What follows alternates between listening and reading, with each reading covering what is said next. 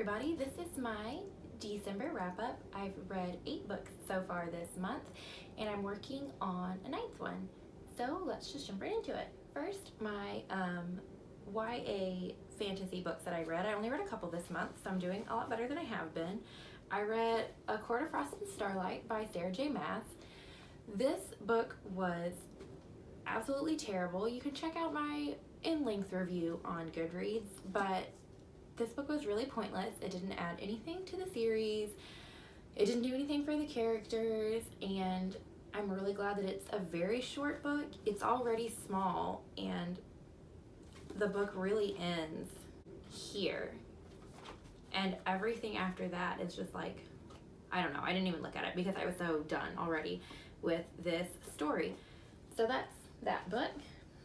Then I read Tomi Adeyemi's new book, Children of Virtue and Vengeance, the sequel to Children of Blood and Bone.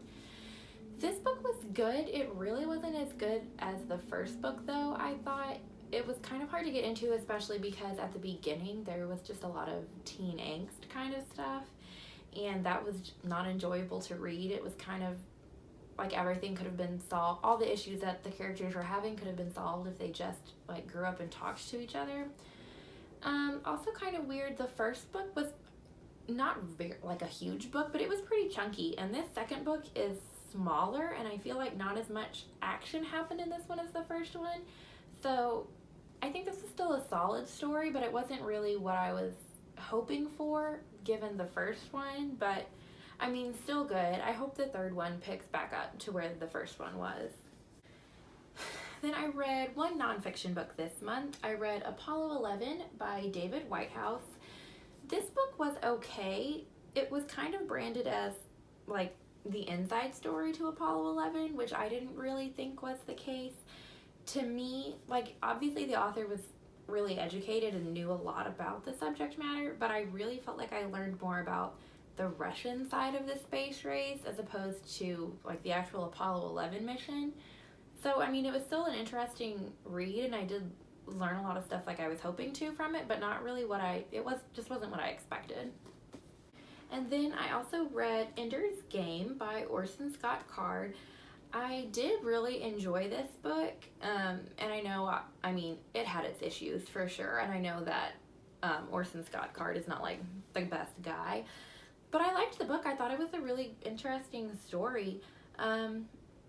And I know that it's a series. I think there's 4 more books after this one, but I think I'm just going to stop at this one. I was okay with the ending. I mean, it's a little ambiguous, but I'm okay with endings like that. And it was good, but it wasn't, I don't know, like I'm not super invested in this world. I don't really care to read another 4 books of it, but I am happy that I picked this one up. I think it's an important sci-fi read. Then I read To Have and Have Not by Ernest Hemingway. This book also was, I mean, it was okay. It definitely is not the best Hemingway I've ever read. I saw something where it had originally been like 2 stories that then kind of got pushed together into one book, and that made sense to me because the first half of the book I thought was really good, and then the second half of the book, things just stopped making sense, and instead of following the main character that we've been following for the first half, it started following other random characters that we hadn't heard anything about or hadn't been introduced to at all. So that was not super enjoyable for me. So that book was fine. I don't really recommend it though. Then I read In a Dark, Dark Wood by Ruth Ware. I did really like this book. And I really loved the characters. I just think that the plot twists weren't that shocking. So it was okay, but it wasn't as thrilling as I had been hoping for, really. I also read Pet Sematary by Stephen King. I did really enjoy this book. It was pretty spooky, which I really enjoyed. And yeah, I don't really have much else to say about this book. I thought it was pretty good. It was pretty scary. It was what I was hoping for. Then I read The 7.5 Deaths of Evelyn Hardcastle. This one I did also really enjoy. I read it pretty fast. It's a very quick read. My only complaints would be, I don't think we really got to know the characters very well, especially the main character, just because the premise of the book is that the main character is in a time loop where he jumps in between 8 other characters, and every day he wakes up in this new person's body, and the thing is his memory has also been wiped, so he can't really remember anything from before he entered the time loop, so you don't really get to connect with the main character.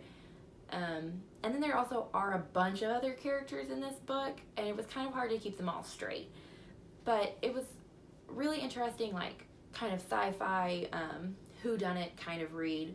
So it was good. I do recommend this book a lot. I just think there were some things that I would have done a little bit differently, or some things that I would have liked to see changed.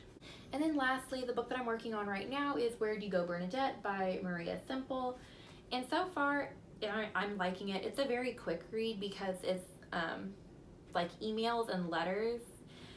So it's kind of short little blurbs, and it's funny. So it's a quick read. And I'm excited to finish this and see how everything turns out. And so those are all the books that I read or am reading during the month of December. Thanks for watching. See you next time.